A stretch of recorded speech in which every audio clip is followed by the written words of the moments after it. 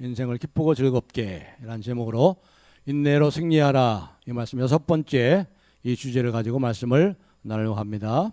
전도서 말씀은 제가 11년 전에 전도서 1장부터 12장까지 한 4개월에 걸쳐서 주일 낮 예배 시간 때 말씀을 나눈 기억이 있습니다.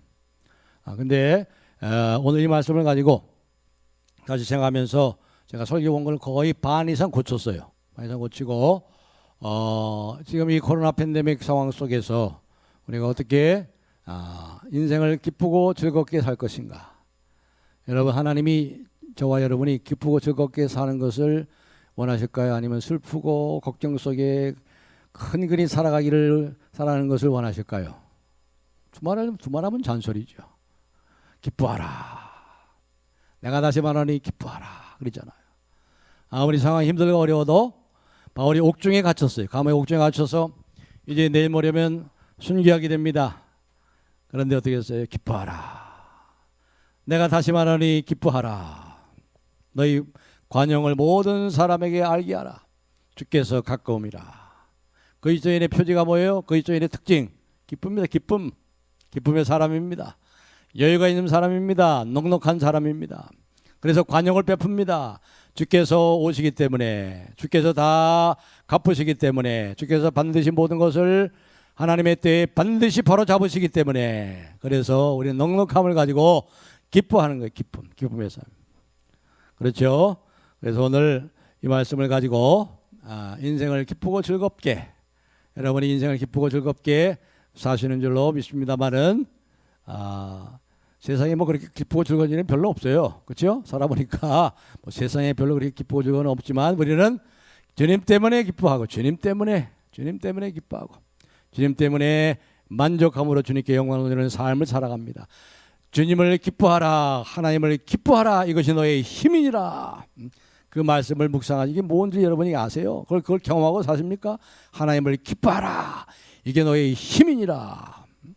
여러분들이 그런 말씀을 묵상하시면서 오늘 이 말씀을 가지고 더욱더 기쁘고 즐겁게, 인생을 기쁘고 즐겁게 그렇게 살아가는 하나님의 은혜가 가득하시기를 주님의 이름으로 축복합니다. 많은 사람들이 별로 그렇게 즐겁지가 않은 것 같아요.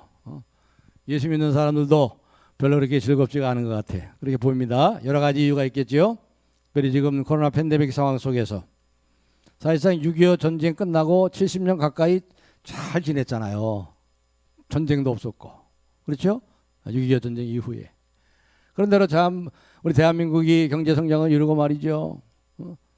철강 강국이 되고, 조선 강국이 되고, IT 강국이 되고, 야, 이 조그만 나라가 말이에요. 세상에 주목을 받아요, 지금. 그렇죠? 잘 지내왔는데, 아이고, 이렇게 코로나 팬데믹이 왔네요, 이게. 그렇죠? 예. 그래서 우리가 힘듭니다. 코로나 우울증이 있어요. 코로나 우울증. 또 어떤 사람들은 경제적인 이유 때문에 힘들고 어려운 사람들도 있습니다. 물가가 계속 물가가 많이 올랐죠. 고추장이 그렇게 올랐다고 그래요. 고추장이 올라가지고 이 주부들이 말이죠, 마켓 가서 고추를 장을 다 잡으려고 하는데 손이 가다가 싹 멈춘대. 여기 고추장 중에 제일 싼 거 어느 건가 한참 보면서 이 재료값이 올라가고, 재료값이 올라가니까 뭐예요? 음식값이 올라가가지고 설렁탕 한 그릇에 8,000원짜리 9,000원이 10,000원이 넘어요. 11,000원 막 가고, 냉면 한 그릇에 7,000원 8,000원짜리가 15,000원이야. 이야, 물가가 이렇게 올라가니 서민들의 생활이 점점 어려집니다. 소득은 더 주는데 물가는 올라가니 기쁨이 사라져요. 명예퇴직 당하면 어떻게 되지? 명예퇴직 당할까봐 기쁨을 잃어버리고 삽니다. 또 영끌로 말이죠. 영혼까지 끌어모아가지고 아파트를 사는데 이 30대 어떻게 됐어요? 아파트가 또 떨어지기 시작하고 금리가 또 올라가요. 금리가 올라가니까 부담이 점점 커져요. 원리금이 더 많아져요. 그러니까 이 참 걱정이 많아요. 집을 사도 걱정, 안 사도 걱정. 기름값은 계속 고공행진합니다. 또 젊은이들은 장래에 대한 막연한 불안감을 가지고 있어요. 그래서 3포니, 5포니, 7포니까지 그렇게 얘기를 하고 있습니다. 어떤 사람들은 건강 때문에 참 걱정이 많습니다. 안 아픈 곳이 없이 다 아파요. 허리도 아프고 다리도 아프고 또 암이 걸렸는데 이 암이 재발하면 어떻게 되지? 잘 치료가 된 것 같은데 앞으로 5년 동안 이 재발하면 안 되는데 암 재발하면 어떻게 되지? 어떤 사람은 또 죽음이 걱정되는 거예요. 내가 죽는 건 좋지만 고생하다가 죽으면 어떻게 되지? 자식들에게 짐이 되고 자식들에게 부담을 주지 않고 편안히 가야 될 텐데 내 마음대로 안 되니까 또 걱정이 되고 내가 죽으면 누가 내 가족을 돌보지? 누가 내 자녀를 돌보지? 근심과 걱정이 우리의 모든 인생의 기쁨들을 빼앗아가고 있습니다. 이거 어느 시대나 마찬가지예요. 오늘뿐만 아니고 이 전도서를 기록한 지금부터 3,500년 전 고헬렛 지혜 교사였던 이 솔로몬이 지은 이 전도서를 지은 그 시대 지금부터 3,500년 전에도 오늘날 시대와 같이 많이 걱정이 많았던 것 같아요. 염려가 많았던 것 같습니다. 이 가운데 이 지혜 교사가 하나 깨달은 것이 있습니다. 자, 9장 1절을 한번 보세요. 9장 1절을 다 같이 한번 읽어보겠습니다. 시작. 이 모든 것을 의인들이나 지혜자들이나 그들의 행위나 모두 다 하나님의 손안에 있으니 사랑을 받을는지 미움을 받을는지 사람이 알지 못하는 것은 모두 그들의 미래의 일들임이니라. 아멘. 특별히 이 지혜자가 말이죠. 지혜 교사가 하나 분명히 깨달은 거 있어요. 그게 뭐예요? 이 모든 것이 하나님의 손안에 있으니 이걸 깨달았다.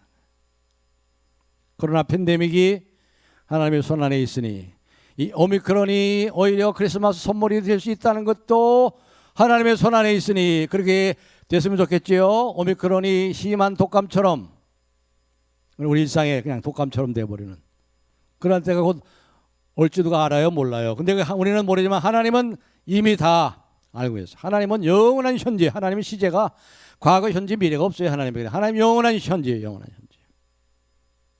그래서 지구보다 더 큰 거울이 있으면요, 지구보다 더 큰 거울이 있으면 그 하나님의 그 세계를 볼 수 있다는 거예요. 현재, 영원한 현재처럼 미래를 볼 수 있다는 거죠. 그렇게까지 얘기하는 그런 물리학자들도 있습니다. 그렇죠? 모두 다 하나님의 손안에 있다. 사람이 이 땅에서 얼마나 고난을 당하는지 또 우리가 분명한 것은 의인의 행동이나 이 어리석은 자의 모든 것들 그들의 행위가 다 하나님의 손안에 있느니라. 아무리 악인이 의인을 괴롭히고 심지어 의인을 죽인다 할지라도 그것도 누구 손안에 있다고요? 하나님 아버지의 손안에 있대요. 하나님 아버지의 손안에. 하나님의 주권입니다. 하나님의 주권. 하나님의 시간표 속에 있다는 거예요. 하나님이 모르시는 중에 하나님이 알지 못하는 중에 우리에게 일어나는 일이 하나도 없다는 겁니다. 전도서 3장 2절에 그랬죠. 날 때가 있고 죽을 때가 있으며 심을 때가 있고 심을 것을 뽑을 때가 있나니 그때도 때를 우리가 만들어낼 수 있는 게 아니에요. 인간은 그 때를 만들어낼 수 없습니다. 기회를 인간이 만들어내는 게 아니에요. 때와 기회를 우리가 붙잡아야 되지만 그것을 만들어내는 것은 하나님이지. 코로나 팬데믹을 이 오미크론을 심한 독감처럼 일상의 독감처럼 만들어내려면 하나님이지 우리가 그렇게 만들어낼 수 없는 거예요. 하나님이 모든 걸 다스리십니다. 여러분 믿으시죠? 믿으시면 아멘 하시 바랍니다. 그렇습니다. 그러니까 우리가 어떠한 고난을 당하고 어떠한 고통과 어려움을 당한다 할지라도 절망할 것이 없어요. 왜 그래요? 하나님 아버지 손안에 있잖아요. 근데 그 하나님은 어떤 분이에요? 무한히 우리를 사랑하시고 무한히 인자하시고 지극히 선하신 모든 것이 사랑하는 하나님 아버지의 따뜻한 사랑의 손길로부터 오는 것입니다. 이것을 두 글자로 뭐라고 그래요? 섭리, providence. 하나님의 섭리라고 그러잖아요. 하나님의 존재하시는 능력으로 온 우주 만물을 지금 붙잡고 계시고 통치하고 다스리고 계십니다. 그래서 풀 하나 돌멩이 하나라도 아무 의미 없이 거기 있는 것이 아니고 참새 한 마리라도 하나님의 뜻이 아니면 땅에 떨어질 수 없습니다. 우리가 건강하든지 우리가 병들든지 우리가 가난하든지 우리가 부하든지 우리가 성공하든지 우리가 실패하든지 심지어 우리가 죽든지 살든지 이 모든 것이 우리에게 우연히 일어나는 것이 아니라 하나님 아버지의 따뜻한 사랑의 손길로부터 오는 것입니다. 이게 하나님의 섭리예요. 그러니까 여러분 기뻐할 것밖에 없죠. 기뻐할 것밖에 없죠. 기뻐할 것밖에 없어요. 그리스도 예수 안에서 우리에게 일어나는 일들은 사랑의 사건이 아닌 것이 없어요. 다 하나님의 사랑의 손길로부터 오는 거예요. 심지어 우리의 죄조차도 죄를 지어서는 안 되겠죠. 죄에 넘어가서는 안 되겠죠. 유혹에 넘어가서는 안 되지만 우리가 연약해서 넘어진다 할지라도 모든 걸 합력하여 선을 이루시는 하나님, 우리의 유익을 위하여 우리를 사생자여 버린 자식이 아니라 하나님의 자녀이기 때문에 징계하시는 하나님의 사랑의 손길에 안에 우리가 있기 때문에 모든 것이 감사할 일이 그래서 감사하는 거예요. 그래서 범사에 감사하라. 항상 기뻐하라. 내가 다시 말하노니 기뻐하라. 너희 관용을 모든 사람에게 알게 하라. 주께서 가까이 하심이라. 그렇습니다. 사랑하는 성도 여러분, 모든 게 하나님의 다스림 속에 있어요. 코로나 팬데믹도, 여러분 사업이 지금 어려운 것도 하나님의 다스림 속에 있어요. 하나님이 여러분이 얼마나 감당할 수 있을 만큼 허락하시는 거예요. 감당할 수 있을 정도로 이제 됐구나 하면 하나님이 이제 그것을 걷어가시고 놀랍게 회복해 주실 줄 믿습니다. 그 하나님 아버지의 손 안에 있단 말이에요. 그래서 이 지혜자가 말이죠, 그렇게 말하고 나서 이제 9절 하반절에 보면은 이렇게 얘기합니다. 이어져 나오는 말씀이 그렇죠. 9장 1절 하반절에 제가 다시 한번 보겠습니다. 모두 다 하나님의 손 안에 있으니 사랑을 받을는지 미움을 받을는지 사람이 알지 못하는 것은 모두 그들의 미래의 일들임이라. 여러분 이 지혜자가 말이에요, 지혜 교사가 참 내가 사랑을 받고 있는지 미움을 받고 있는지 어떨 때는 모르겠다는 거예요. 여러분 생각해 보세요. 여러분이 계속해서 기도하고 부르짖고 낮에도 잠잠치 아니하고 밤에도 부르짖는데 하나님이 응답하지 않는 거예요. 여전히 어려움 가운데 있어요. 그럼 하나님이 여러분 사랑하는 거예요? 미워하는 거예요? 하나님이 정말 나를 사랑하시는가? 하나님이 나를 사랑하시면 왜 이렇게 자꾸 힘들어? 점점 더 힘들어져? 왜 끝이 보이질 않는 것 같아? 하나님 나를 사랑한다면 왜 이러지? 여러분 그렇게 생각하지 안 들어요? 하나님이 나에게 진노해서 그런 거 아니야? 하나님이 나에게 진노해서 내가 이렇게 미움을 받고 있는 거 아닌가? 너무 힘들고 어려우면 잘 몰라요. 잘 몰라. 내가 하나님의 사랑을 받고 있는지, 내가 하나님의 진노를 받고 있는지. 그래서 여기 이 지혜 교사가 말해요. 7장 15절 같은 데 보면 이렇게 말씀합니다. 7장 15절. 자기의 의로움에도 불구하고 멸망하는 의인이 있고, 자기의 의로움에도 멸망하는 의인이 있대요. 그 다음에 자기의 악행에도 불구하고 장수하는 악인이 있으니, 이게 얼마나 이게 악한 겁니까? 이게 얼마나 모순입니까? 이 세상이. 자기의 의로움에도 불구하고 멸망하는 의인이 있어요. 해 아래는. 자기의 악행에도 불구하고 장수하는 악인이 있어요. 장수하고 잘 돼. 죽을 때도 편안하게 죽어요. 이게 얼마나 모순이에요. 세상에서 이렇게 일어나는 이러한 모순된 일을 보니까 하나님 정말 나를 사랑하시는가? 이러한 의심이 생기는 거죠. 도무지 알 수가 없는 거예요. 자, 여러분들 여기서 잘 생각해 보세요. 자, 여기 이 9장에 계속해서 반복돼서 3번 나오는 아주 중요한 그런 구가 있습니다. 구가, 프레이즈가 있는데 뭐냐면 3절에 보면은 이렇게 말씀 나옵니다. 제가 강조해서 한번 읽겠습니다. 모든 사람의 결국은 일반이라. 이것은 해 아래에서 행하지는 모든 일 중에 악한 것이니. 해 아래에서 행하여지는, 또 보세요. 9절에 보세요. 9절. 내 헛된 평생의 모든 날, 곧 하나님이 해 아래에서 내게 주신 모든 헛된 날, 해 아래에서 11절 보세요. 내가 다시 해 아래에서 보니 해 아래에서 이세 번이 나와. 해 아래에서. 여러분 우리는 해 아래에서 살죠. 해 아래에서 산다는 게 뭐예요? 눈에 보이는 것을 보고 살지요. 그럼 우리는 해 아래에서만 살지 않잖아요. 우리는 해 위에서 살아요. 햇빛도 밟지 못한, 햇빛보다 더 찬란한 천국을 살잖아요 지금. 그렇기 때문에 우리가 여러분 이 전도서를 특별히 구약성경뿐만 아니라 특별히 전도서를 읽을 때 이 전도서만 가지고 해석을 하고 적용을 하면 이게 캄캄해. 뭔가 의미가 없어요. 어떨 때는 그냥 비관주의에 빠져. 비관주의, 허무주의, 헛되고 다 헛되도다. 모든 것이 다 바람을 잡으려는 것 같도다. 허무주의에 빠져. 허무주의에. 해 아래에서만 보면, 전도서라는 이 틀 속에 갇혀서만 보면 비관주의에 빠져. 비관주의. 의인이 악인처럼 멸망하고 악인이 의인처럼 편안히 살다가 장수하면 죽느니라. 이 얼마나 냉소적이요, 얼마나 이 비관주의적인 얘기가 나옵니까? 그래서 이 성경을 해석하는 가운데 이런 게 있어요. 통전적 해석이라는 말이 있어요. 통전적 해석. 좀 어려운 말입니다. Holistic interpretation. 이게 뭐냐면 전도서뿐만 아니라 구약성경만 가지고, 전도서를 전도서만 가지고 해석하려면 이해가 안 되는 거예요. 뭐예요?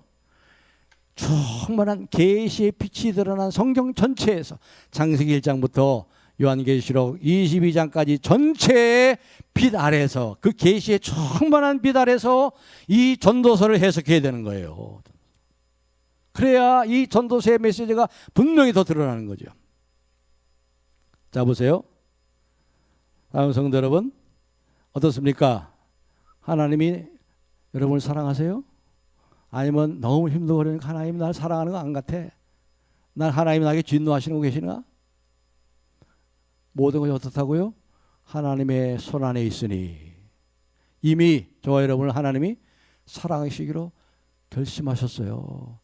하나님이 사랑하시려고 결심했는데 그걸 누가 막을 수 있어요?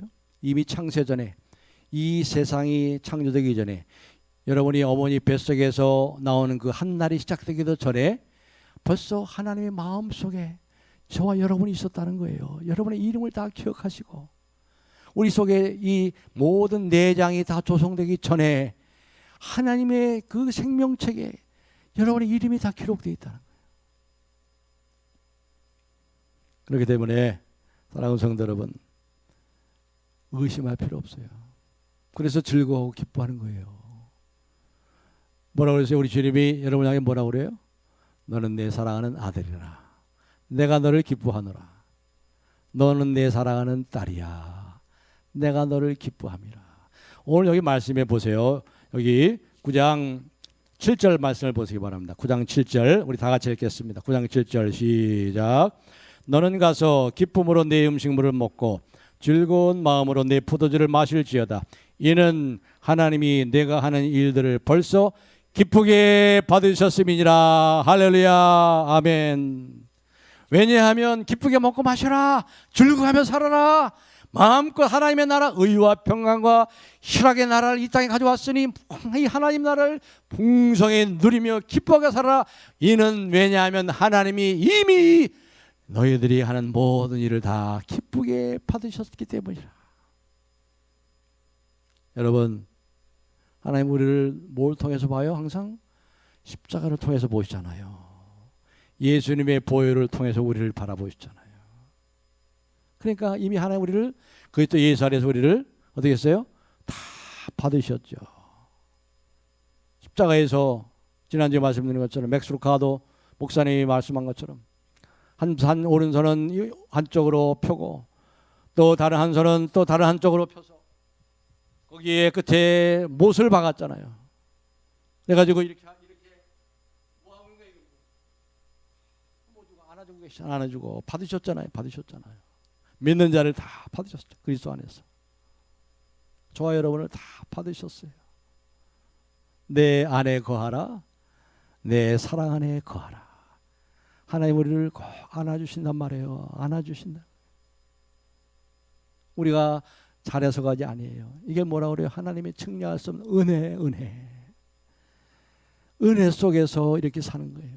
천국에서도 은혜로 살 거예요. 그렇습니다. 이와 같이 참 너무 힘들고 어려우면 정말 내가 하나님의 사랑을 받고 있는 거야? 아니면 하나님 나에게 진노하는 거야? 진노하는 거 아닌가? 그리고 의심하지 말란 말이에요. 특별히 어떤 일을 보면 더 그러냐면요, 여기 지혜자가, 이 지혜교사 9장 2절에 이렇게 말합니다. 9장 2절을 우리 다 같이 읽어보겠습니다. 9장 2절 시작. 악인 선한 자와 깨끗한 자와 깨끗하지 아니한 자, 제사를 드린 자와 제사를 드리지 아니하는 자에게 이러한 일들이 모두 일반이니 선인과 죄인, 맹세하는 자와 맹세하기를 무서워하는 자가 일반이로다. 아멘. 여기 일반이라는 말은 똑같단 말이에요. 다시 말해 그들의 결국은 다 죽는단 말이에요. 죽는단 말이에요. 그래서 죽음이라는 개념이 여기 9장에서 특별히 나옵니다. 죽음이라는 개념, 죽음이라는 관점에서 모든 걸 보라 이 말입니다. 결국 모든 사람들이 다 죽음의 운명에 놓인다는 거예요. 다 일반이라. 악한 자도 의로운 자도 지혜자도 어리석은 자도 결국은 다 죽을 운명에 놓인다. 결국은 일반이라. 결국은 똑같다. 후에는 죽은 자들에게로 돌아갈 것이라. 결국은 다 죽는단 말이에요. 그런데 보세요. 그런데 여기 지혜의 교사가 참 이 안타깝게 부르짖는 탄식하는 그런 말이 나와요. 뭐냐면 여기 3절인데 3절을 우리 다 같이 읽어보겠습니다. 3절 뭐라고 부르짖고 있나? 3절 시작. 모든 사람의 결국은 일반이라. 이것은 해 아래에서 행하지는 모든 일 중에 악한 것이니 곧 인생의 마음에는 악이 가득하여 그들의 평생에 미친 마음을 품고 있다가 후에는 죽은 자들에게로 돌아가는 것이라. 아멘. 해 아래에서 행하지는 모든 일 중에 악한 것이 뭐냐면요, 이 악한 자들이 평생 악을 행하고 미친 마음을 품고 미친 놈처럼 살다가 의인처럼 똑같이 죽는데요. 이게 얼마나 악한 것이냐 이 말이에요. 이게 얼마나 악한 것이냐. 왜 악인들이 악을 행하고 미친 마음을 가지고 미친 놈처럼 살다가 그렇게 의인처럼 죽느냐 이 말이죠. 이게 얼마나 악한 거냐. 이게 얼마나 악한 거냐. 그러니까 이 지혜 교사는 이걸 보고 막 그냥 탄식을 하고 하나님께 울부짖는 거예요. 분노의 그것을 우리가 이해할 수 있죠. 어떻게 의인이 악인처럼 죽고 악인이 의인처럼 죽느냐. 의인이 왜 이렇게 악인처럼 고생하고 죽는가. 오히려 악인이 고생하고 죽어야 되는데 그런 정반대 현상이 일어나죠. 결국은 똑같단 말이에요. 결국은 똑같이 죽는다니까. 이게 얼마나 악한 일이냐 이 말이에요. 이게 그렇잖아요. 얼마나 악한 일이 나고 있어 이 세상에.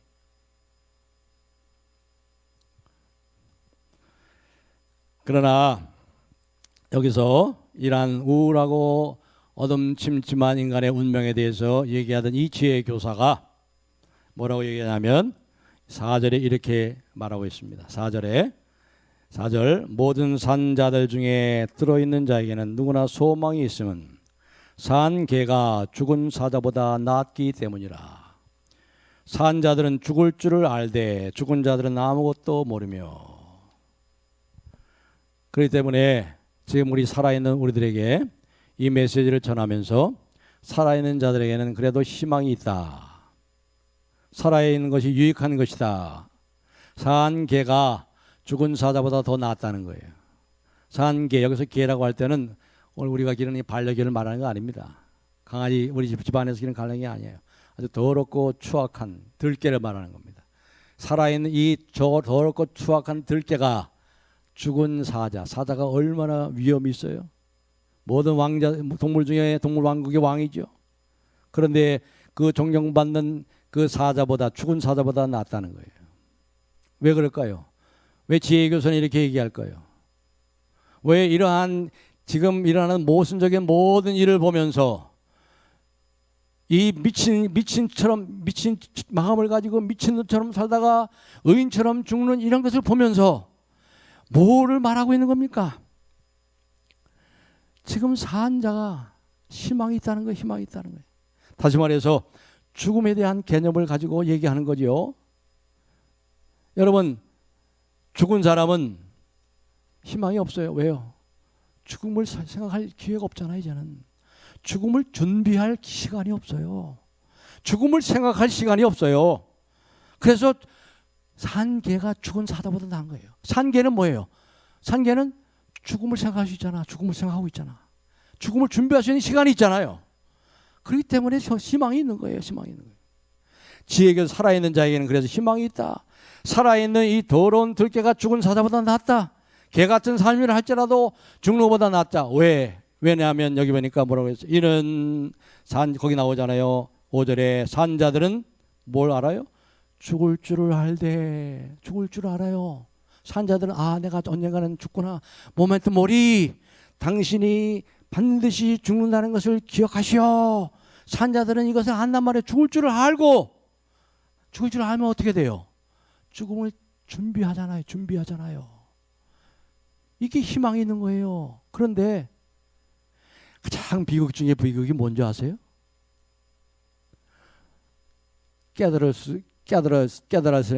되는데 깨달아야 될 때 깨닫지 못하고 돌이킬 수 없을 때 가서야 비로소 깨달을 때 그 사람은 가장 불쌍한 사람이죠. 누가 그렇죠?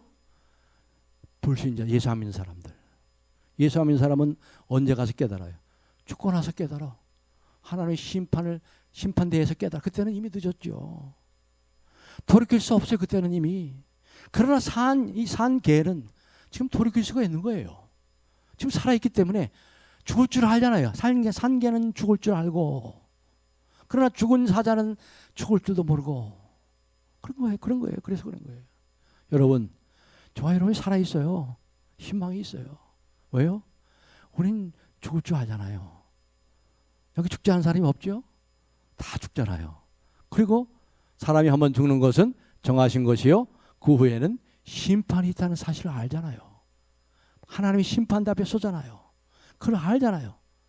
그래서 산개가 죽은 사자보다 나은 거예요. 살아있을 때 그래서 은혜가 되는 거예요.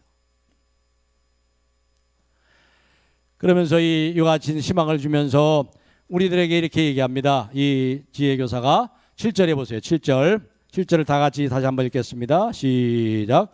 너는 가서 기쁨으로 네 음식물을 먹고 즐거운 마음으로 네 포도주를 마실지어다.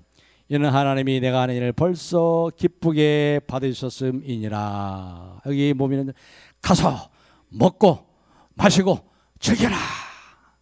여러분 가서 먹고 마시고 즐기세요. 열심히 일터로 가시고 열심히 여러분이 사랑하는 가족이 있는 가정으로 가시고 어머니 품 같은 교회로 가세요. 빨리 가세요. 따르릉 울면 자명정이 울리면 빨리 일어나가지고 가시라고요. 시간 낭비할 틈이 없어요. 원망과 불평할 틈이 없어요. 가서 즐겨야지요. 분노하고 달래고 할 틈이 없어요. 가서 그다음에 뭐예요? 기쁨으로 내 식물을 먹고. 급하게 음식을 그냥 배 채우려고 먹지 말고요. 그냥 막 억지로 그냥 배 채우려고 살찌려고 먹지 마시고 즐기세요. 엔조이. 음식을 즐기세요. 하나님 우리에게 음식을 즐기라고 계절마다 주시잖아요. 계절마다 다른 거 주시잖아요. 야, 하나님은 계절마다 주세요. 계절마다 과일과 거기 합당한 채소와 계절 물고기도 주시고 말이죠. 다 하나님께 계절마다 이렇게 주시잖아요. 그냥 음식을 먹고 그냥 먹고 살라고 주신 것이 아니라 뭐예요? 음식을 즐기라고 주신 거예요. 즐겁게 사세요. 음식을 즐기시고. 그다음에 뭐라고 했어요? 즐거운 마음으로 내 포도주를 마실지어다. 포도주는 마음을 기쁘게 하고 인득하게 하는 거죠. 포도주는 사람의 마음을 즐겁게 한다. 물론 그렇다고 포도주 다 마시라고 하는 것보다 뭐 마시는 거 괜찮아요. 그러나 여기서 포도주가 다른 걸로 바꿀 수 있죠. 아메리카노로도 바꿀 수 있고 커피 라떼로도 바꿀 수 있고 에스프레소로도 바꿀 수 있고 그다음에 녹차 라떼로 바꿀 수도 있고 뭘 맛있게 드시라 말이에요. 기쁘고 즐겁게 여러분이 좋아하는 귀여운 음식을 드시라고. 그리고 즐거운 마음으로 즐겨라. 여러분 우리 하나님 우리 인생을 즐겨라고 주신 거예요. 주 안에서 즐기라고. 내일 죽으리지 먹고 마시자가 아니고 내일 죽으리지 먹고 마시자 노세 젊어서 놀라 그게 아니고 주 안에서 즐기라고 주셔. 하나님이 저와 여러분이 하는 일을 벌써 기쁘게 받으셨습니다.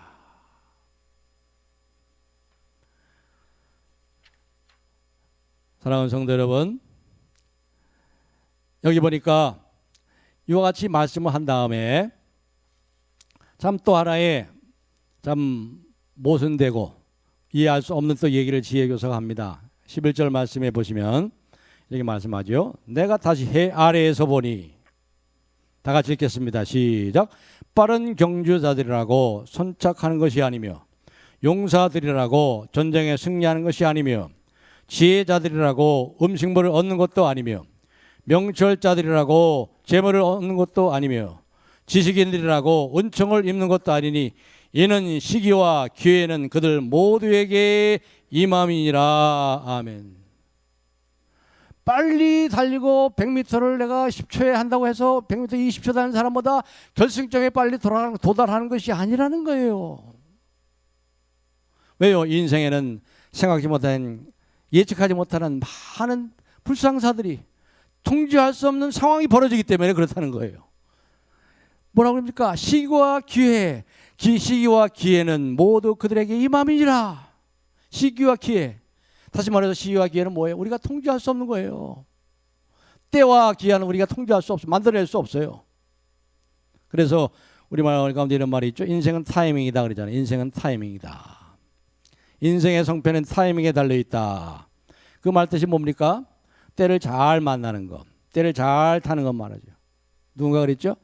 별을 잡을 순간이 오는데 그 벌을 잡을 순간이 와. 그런데 그 사람이 지금 별을 잡으려고 지금 하고 있어요. 거의 지금 하고 있죠. 좋은 기회를 만나야 돼요. 인생이 좋은 기회를 만납니다. 그렇죠? 그런데 여기 이 때와 기회는 모든 사람에게 임함이라고 그랬는데, 이 때와 기회는 모든 사람에 임한다는 이 말은 우리가 때와 기회를 만들어낼 수 없다는 거예요. 우리가 때와 기회를 우리 자신이 선택한 것이 아니라는 거예요. 날 때가 있으며 죽을 때가 있고, 여러분이 날 때를 선택한 거 아니잖아요. 선택당한 거죠. 죽을 때를 여러분 선택하겠어요? 얼마나 좋겠어요. 그럼 죽을 때를 선택하면. 또 좋지도 않지. 또 죽을 때 선택하는 게 좋지도 않아. 모르게 낫지. 저희 집사람하고 이제 얘기하보면 내가 먼저 죽어야 되는데, 내가 먼저 가야 되는데, 당신보다 내가 먼저 가야 되는데, 근데 내가 더 오래 살 것 같아. 걱정이야. 알 수가 없어요. 우리가 선택하는 것이 아니라 선택당하는 겁니다. 선택당하는 거예요. 결국 이게 뭘 얘기합니까? 여러분 생각해 보세요. 어떤 사람은 아무 잘한 것도 없는데 좋은 기회를 만나고 아무리 노력해도 기회를 얻지 못하는 그런 인생도 또 있어요. 잘 생각해 보세요. 여러분 이 자리에 한번 나온 여러분 한번 생각해 보세요. 여러분이 이 자리에 나온 것이 여러분이 참 노력하고 힘쓰고 애써서 이 자리에, 복된 자리에 나왔다고 생각하십니까? 아니에요. 그건 오해예요. 오해예요. 하나님이 저와 여러분을 불러주셨어요. 불러주셨어요. 써주시고 계시니 감사하지요. 불러주신 것이 감사한 거죠. 여러분이 결정하지 않았어요. 여러분이 선택하지 않은 좋은 기회가 찾아왔기에 오늘 이 복된 자리에 있는 거예요. 그렇기 때문에 여러분 중에 혹시 지금 어려움 중에 있다고 해서 모두 자신의 탓으로 돌리지 마세요. 이렇게 보면 좋은 타이밍을 얻는 것이 참 중요합니다. 그래서 우리는 때를 얻었다 그래요. 때를 얻었다. 운때가 좋다. 자, 그런데 우리가 그 때를 우리가 선택할 수가 없잖아요. 만들어낼 수 없잖아요. 이게 문제예요. 그래서 많은 사람들이 어디를 찾아갑니까? 불안의 미래에 대한 불안감. 금년은 어떻게 될까? 금년 운세는 어떻게 될까? 무당 찾아가는 거예요. 무당 찾아가는. 언젠가 수요일날 우리 이은총 목사님이 설교하는 가운데 대한민국에 10만 명의 목사님이 계신데 100만 명의 무당이 있다는 거예요. 10만 명의 목사님이 계신데 100만 명의 무당이 있다는 거예요. 그만큼 무당을 찾는 수요가 많다는 거지요. 운수를 알아보려고, 미래가 어떻게 되는지 알아보려고, 새해가 되면 토종 비결을 보는 것, 오늘의 운세를 보는, 금년 운세가 어떻게 될 것인지, 점집에 가가지고 자신의 능력으로 어쩔 수 없는 거대한 운명의 손을 어떻게 하면 움직여 보려고 하는, 심지어 예수 믿는 사람들조차도 그 점집에 가는 사람이 있대요. 여러분, 여기서 우리가 중요한 것을 기억해야 돼요. 예수 그리스도를 믿는다는 것은 우주의 운행과 인류의 모든 역사와 개인의 삶을 주관하고 다스리는 분이 하나님이라는 사실을 믿는 거예요. 하나님의 손안에 있으니, 모든 것이 하나님의 손안에 있으니. 여기 그랬잖아요. 여기 보면은, 여기 9장에 보시면 미래를 알지, 미래의 일들임이라 그랬잖아요. 9장 1절 끝에 보면은 사람이 사랑을 받을지 미움을 받을는지 사람이 알지 못하는 것 모두 그들의 미래의 일들임이라. 미래는 우리가 알 수가 없어요. 그런데 하나 분명히 알 수 있는 게 뭐예요? 그 미래가 하나님 우리 아버지의 따뜻한 사랑의 손길에 손안에 있다. 여러분의 미래 더 나아집니다.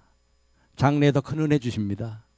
에베네셀의 하나님이 장래에 더 큰 은혜 주세요.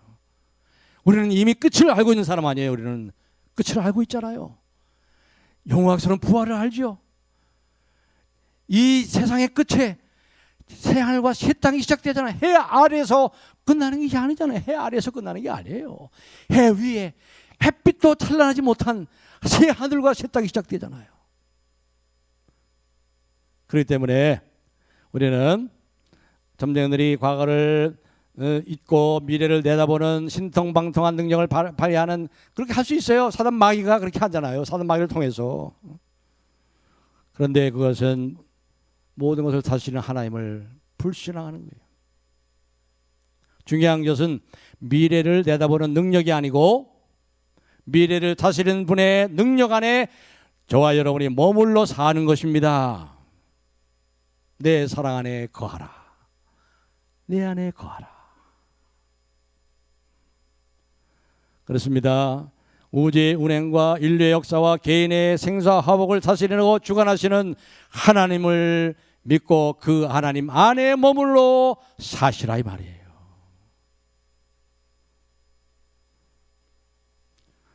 그래서 이 지혜자인 이 솔로몬이 사실 우리보다 지혜가 없습니다. 우리는 가장 고상한 지식 예수 그리스도를 알잖아요. 예수 그리스도도 고상한 지혜가 어디 있어요. 근데 이 솔로몬은 희미하게 앞으로 3,500년 후에 오실 예수 그리스도를 멀리서 보자. 우리는 과거에 확실한 사건, 그리고 충만한 계시 66권의 충만한 계시 빛 아래서 이미 우리는 그 십자가의 비밀들을 얼마나 솔로몬보다 더 밝게 알고 있습니까? 우리가 이제 말씀을 정리하겠습니다. 사랑하는 성도 여러분, 여기서 꼭 세 가지를 기억하세요. 첫째는 우리가 뭡니까? 살아있는 동안에, 또 우리가 죽어서도 모든 시간과 시간을 초월해서 해 아래서 또 해를 뛰어넘는 눈에 보이지 않는 영원한 세계 속에서 하나님이 모든 것을 손안에 붙잡고 계시다. 그렇기 때문에 지금은 은혜 받을 만한 때예요. 지금은 우리가 죽음을 생각할 수 있어요. 희망이 있는 거예요. 지금은 돌이킬 수 있어요. 희망이 있는 거예요. 지금은 죽음을 준비할 수 있어요. 죽음을 잘 준비하고 계십니까? 주님 만날 준비하고 계십니까? 그리고 두 번째는 주 안에서 죽는 자는 복이 있습니다. 모든 허무주의, 모든 냉소주의, 우물한 비관주의, 예수 그리스도 안에서 다 십자가로 다 날려버렸어요. 기뻐하라. 내가 다시 말하느니 기뻐하라. 그렇습니다. 새 하늘과 새 땅의 관점에서 보세요. 새 하늘과 새 땅. 그 관점에서 보세요. 하나님의 그 사랑의 손길 안에 머무십시오. 우리에게 일어나는 것은 사랑의 사건이 아닌 것이 없어요. 그래요. 죽음이라는 이 가장 악한 죽음, 가장 마지막 원수도 십자가에서 죽으심으로 죽음을 죽이셨어요. 그 원수를 완전히 멸망시켰어요. 이 마지막으로 한마디만 하고 말씀을 맺겠습니다. 지오코노 카사노바 아시세요? 지오코노 카사노바. 시대의 플레이보이요. 시대의 파렴치범이죠. 근데 그 책을 쓴 사람이 있어요. The Pleasure of Casanova. 카사노바의 쾌락이라고 그런 책을 쓴 사람이 있어요. 2007년도 뉴욕타임즈에 그 서평이 나와요. 서평을 쓴 사람이 썼습니다. 그런데 그 서평을 쓴 사람이 독실한 크리스찬이요. 신학자예요. 이렇게 썼어요. 솔로몬은 시대의 카사노바다. 그렇죠. 솔로몬은 카사노바예요. 카사노바. 카사노바 중에서도 카사노바예요. 솔로몬은. 처와 첩이 천명이니 말할 거 없죠. 인생의 해 아래서 가져볼 거 다 가져봤고 누려볼 거 다 누렸어요. 해 아래서 누릴 거. 해 아래서의 죄악된 쾌락도 처와 첩이 천명이니 카사노바가 저리 가라 저리 가요. 그런데 이 학자가 뭐라고 했냐면 이 솔로몬은 시대의 카사노바인 이 솔로몬은 철학자처럼 살아왔지만 그리스도인으로 죽었다. 이게 아주 묘미가 있는 말이죠. 철학자처럼 이 전도서의 모든 메시지들, 이 해 아래서 일하는 모든 일을 강구하고 질문하고 대답하고 그 갈등 속에서 고민하고 부리죽고 어떨 때는 해답을 다 주지도 못하고 철학자처럼 살아왔지만 그리스도인으로 죽었다. 보세요. 자, 12장 마지막 가보세요. 12장. 전도서 12장 7절 읽겠습니다. 7절 다 같이 읽겠습니다. 시작. 흙은 여전히 땅으로 돌아가고 영은 그것을 주신 하나님께로 돌아가기 전에 기억하라. 창조주 하나님을 기억하라. 네가 죽는다는 사실을 기억하라. 그리고 또 하나가 뭐예요? 13절 14절 다 읽겠습니다. 이 일의 결국을 다 들었으니 하나님을 경외하고 그의 명령들을 지킬지어다. 이것이 모든 사람의 본분이니라. 하나님은 모든 행위와 모든 은밀한 일을 선악간에 심판하시느니라. 이것을 기억하라. 그의 철학자처럼 살아왔지만 그리스도인으로 죽었어요. 그러나 저와 여러분은 어떻게 해야 될까요? 그리스도인처럼 살다가 그리스도인처럼 죽으셔야 되지. 철학자처럼 살면 안 돼. 철학자들은 최고의 철학자 소크라테스는 너 자신을 알라. 한 가지 아는 것이 있는데 나는 아무것도 모른다는 사실을 안다. 아주 위대한 철학자가 한 말이에요. 솔직히 좋아요. 그 사람은. 지혜가 있어요. 자기가 아무것도 모른대. 이게 철학자의 결국이에요. 근데 뭐예요? 우리는 이 철학, 세상의 초등학문을 뛰어넘는 예수 그리스도의 십자가로 우리의 모든 죄를 씻으기 하나님이 이 세상을 이처럼 사랑하사 그 아들을 보내주신 우리에게 마음을 열어서 그것을 예수님을 믿음으로 우리의 모든 죄 사함 받고 죽음의 문제를 해결하고 이제 후로는 주 안에서 죽은 자는 복이 있도다. 그러므로 기뻐하라. 내가 다시 말하노니 기뻐하라. 솔로몬처럼 철학자처럼 살다가 그리스도인으로 죽겠습니까? 그리스도인처럼 살다가 그리스도인처럼 죽으세요. 주님 앞에 가는 그날까지 이 진리의 말씀을 붙잡고 이 충만한 계시의 말씀을 여러분의 가운데 풍성히 거하셔서 찬송하며 기뻐하며 더욱더 인생을 기쁘고 즐겁게 살아가는 저와 여러분이 되기를 주님의 이름으로 축복합니다.